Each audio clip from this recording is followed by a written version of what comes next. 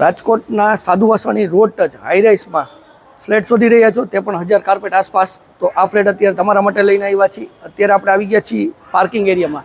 તો parking area જોઈ શકો છો, સારામાં સારું પાર્કિંગ એરિયા અને સાથે એલોટેડ કાર પાર્કિંગ મળવાનું છે. પ્રીમિયમ સાધુ વાસવાની રોડ ટચનો આ પ્રોજેક્ટ છે. 980 કાર્પેટ છે.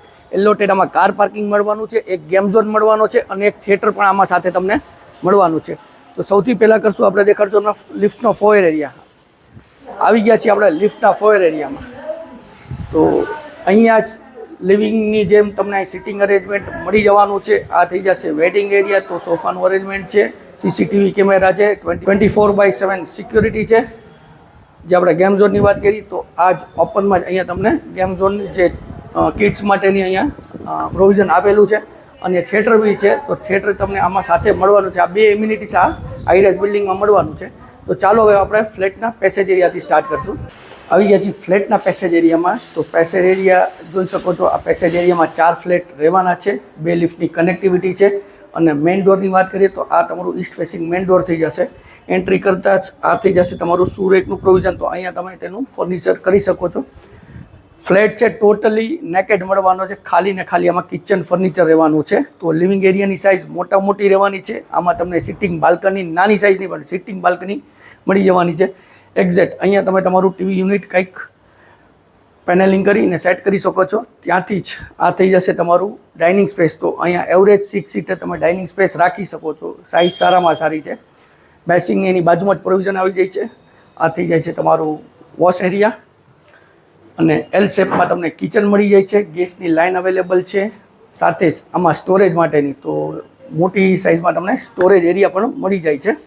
ફ્લેટની વાત કરીએ તો 980 કાર્પેટ, સાધુ વાસવાની રોડ ટચ અને હાઈરાઇઝમાં બિલ્ડિંગ આવેલું છે. હવે આપણે 3 બેડરૂમ બાકી છે. સૌથી પહેલાં આપણે આવી ગયા છીએ ફર્સ્ટ બેડરૂમમાં. તો ફર્સ્ટ બેડરૂમમાં આ બી નેકેડ તમને મળવાનો છે. આમાં તમને સ્ટેન્ડિંગ બાલ્કની મળવાની છે. આ તમારું ટોયલેટ બાથરૂમ થઈ જવાનું છે. ત્યાંથી જ આપણે સેકન્ડ બેડરૂમ જોવાનો છે. તો આવી ગયા છીએ તમારા સેકન્ડ બેડરૂમમાં. તો આ થઈ જશે કંઈક તમારો માસ્ટર બેડરૂમ. આ બી તમને નેકેડ જ મળવાનો છે, કારણ કે મેં તમને કીધું રેન્ટલ પ્રોપર્ટી છે. તો અત્યારે આ રેન્ટ ઉપર આપેલી છે. તો ફર્નિચર માટે તમારે જેવું કરવું છે તો આ હાઈ રાઇઝમાં સારું કન્સેપ્ટનું બિલ્ડિંગ, હાઈ રાઇઝ સાધુ વાસવાની રોડ ટચ, સારામાં સારા લોકેશનમાં પ્રોપર્ટી આવેલી છે. અને આમાં બી મોટી સાઇઝની તમને સ્ટેન્ડિંગ બાલ્કની મળી જાય છે. હવે આપણે લાસ્ટ થર્ડ બેડરૂમ જોવાનો છે, જે ચિલ્ડ્રન અથવા આપણે ગેસ્ટ બેડરૂમ કહેતા હોઈએ છીએ. તો આવી ગયા છીએ ચિલ્ડ્રન બેડરૂમમાં. આ બી તમને પૂરેપૂરો નેકેડ જ મળવાનો છે અને આમાં બી તમને સ્ટેન્ડિંગ બાલ્કની મળવાની છે.